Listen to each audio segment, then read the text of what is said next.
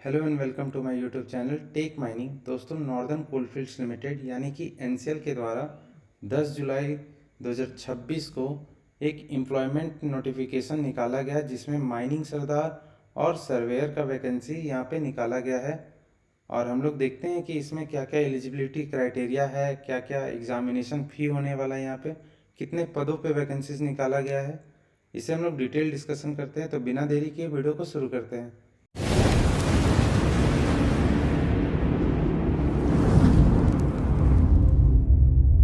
Northern coalfield limited एक mini रत्न company जो कि सब्सिडरी कंपनी है कोल इंडिया लिमिटेड की, उनके द्वारा 10/7/2026 को ये एम्प्लॉयमेंट नोटिफिकेशन निकाला गया जिसमें माइनिंग सरदार टीएस ग्रेड सी और surveyor mining TS grade B पे एम्प्लॉयमेंट नोटिफिकेशन निकाला गया है। इम्पॉर्टेंट डेट की अगर बात करें तो जो ऑनलाइन रजिस्ट्रेशन स्टार्ट होगा वो 14 जुलाई 2026 के दिन के 10 बजे से स्टार्ट होकर लास्ट इसका जो एप्लीकेशन सबमिशन का डेट है वो 5 अगस्त 2026 होने वाला है।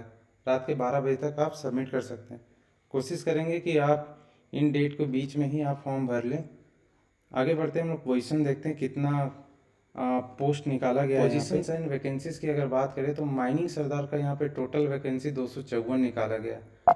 अब वहीं अगर बात करें सर्वेयर का तो टोटल यहाँ पे 5 वैकेंसीज निकाला गया है इंक्लूडिंग बैकलॉग। अगर यूआर कैटेगरी में अगर बात करें तो माइनिंग सरदार का 101 सीट दिया गया, ईडब्ल्यूएस में 25, एससी में 51, एसटी में 13, ओबीसी एनसीएल में 64। तो टोटल यहाँ पे सीट 254 है। और सर्वेयर की अगर बात करें तो टोटल सीट यहाँ पे 5 होने वाला है। मिनिमम क्वालिफिकेशन की अगर बात करें तो यहाँ पे 2 क्राइटेरिया यहाँ पे है। पहला क्राइटेरिया की अगर हम लोग बात करें तो मैट्रिकुलेशन सर्टिफिकेट आपके पास होना चाहिए, valid mining sirdarship certificate of competency जो कि डीजीएमएस के द्वारा अप्रूव किया जाता है, इशू किया जाता है, वो होना चाहिए आपके पास सर्टिफिकेट। ठीक है, उसके बाद आपके पास वैलिड गैस टेस्टिंग सर्टिफिकेट होना चाहिए, फर्स्ट एड सर्टिफिकेट होना चाहिए। और दूसरा अगर क्राइटेरिया की अगर बात करें हम लोग तो मैट्रिकुलेशन सर्टिफिकेट आपके पास होना चाहिए, डिग्री या डिप्लोमा सर्टिफिकेट आपके पास है वो भी माइनिंग इंजीनियरिंग में, तो वो भी आपके लिए होना ज़रूरी है।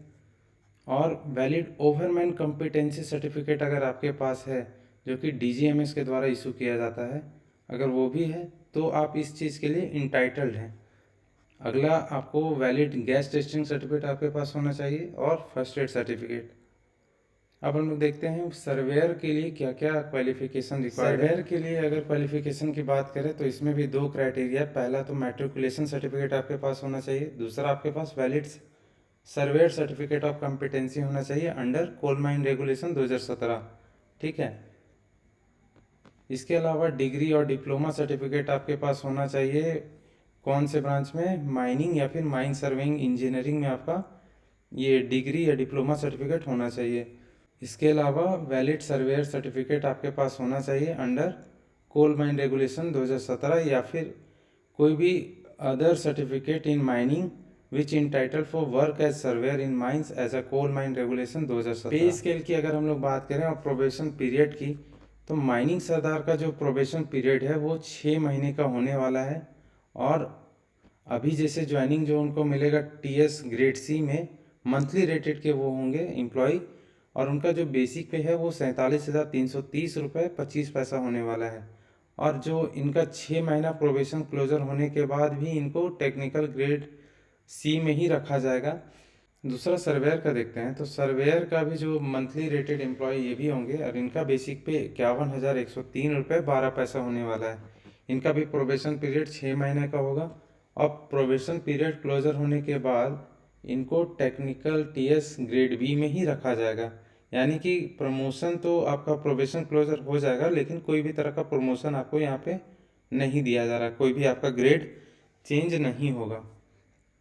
इसके अलावा आपको DNS allowance, attendance bonus, special allowance, transport subsidy, medical facility, ये सब आपको कंपनी के रूल के हिसाब से आपको दिया जाएगा। आगे बढ़ते हैं। एज लिमिट की अगर हम लोग बात करें तो यहाँ पे मिनिमम एज 18 साल होने वाला है और मैक्सिमम एज यहाँ पे 30 साल होने वाला है। ठीक है, इसके अलावा रिलैक्सेशन भी दिया गया कुछ कैटेगरी को। SC ST की बात करेगा तो उनको रिलैक्सेशन यहाँ पे 5 साल का दिया गया ओबीसी एनसीएल यानी कि नॉन क्रीमी लेयर को 3 साल। और अगर आप डिपार्टमेंटल कैंडिडेट हैं तो आपके लिए कोई भी अपर एज लिमिट नहीं है यहाँ पे। और जो आपका मैट्रिकुलेशन सर्टिफिकेट है या फिर सेकेंडरी एग्जामिनेशन सर्टिफिकेट, उसी में जो डेट ऑफ बर्थ आपका होगा वही आपका वैलिड एक तरह से डेट ऑफ बर्थ होगा। एप्लीकेशन फ़ी की अगर बात करें तो यहाँ पे एप्लीकेशन फ़ी 1000 होने वाला है, उस पर GST 180 रुपया अलग से ऐड होगा, तो 1180 रुपया आपका एप्लीकेशन फ़ी होगा। और ये एप्लीकेशन फ़ी रिफंडेबल नहीं होगा। और यहाँ पे SC ST ESM और डिपार्टमेंटल कैंडिडेट को कोई भी तरह का फ़ी पे करना नहीं है। सिलेक्शन प्रोसेस की अगर हम लोग बात करें तो सिलेक्शन प्रोसेस आपका CBT के थ्रू होने वाला है। CBT में आपको अपीयर होना पड़ेगा दोनों एग्ज़ाम के लिए, जैसे माइनिंग सरदार और सर्वेयर का अलग अलग सेपरेट एग्ज़ाम लिया जाएगा और इसी के थ्रू आपका सिलेक्शन होने वाला है। और जो कंप्यूटर बेस्ड एग्ज़ाम होगा वो सेक्शन A और सेक्शन B में बटा होगा। सेक्शन A में आपका टेक्निकल सब्जेक्ट रहेगा जो कि 70 मार्क्स का होगा, और सेक्शन B में आपका general knowledge, general awareness, reasoning, verbal, mental ability और क्वांटिटेटिव एप्टीट्यूड का क्वेश्चन रहेगा जो कि 30 मार्क्स का होने वाला है। एक क्वेश्चन पे 1 मार्क्स दिया जाएगा और उस पर कोई भी तरह का नेगेटिव मार्किंग यहाँ पे नहीं है।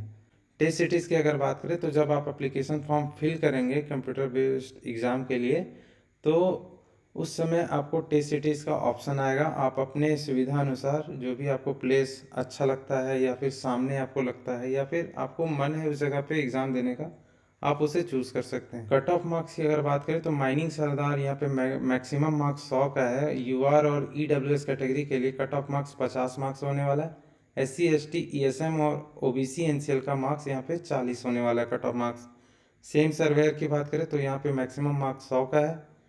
UR और EWS का मार्क्स यहाँ पे 50 मार्क्स दिया गया है कट ऑफ मार्क्स, और SC ST ESM और OBC NCL का टोटल यहाँ पे 40 मार्क्स यहाँ पे कट ऑफ होने वाला है। और जो रिज़ल्ट है कंप्यूटर बेस्ड एग्ज़ाम का वो पब्लिश कर दिया जाएगा NCL के वेबसाइट में एज सुन एज पॉसिबल।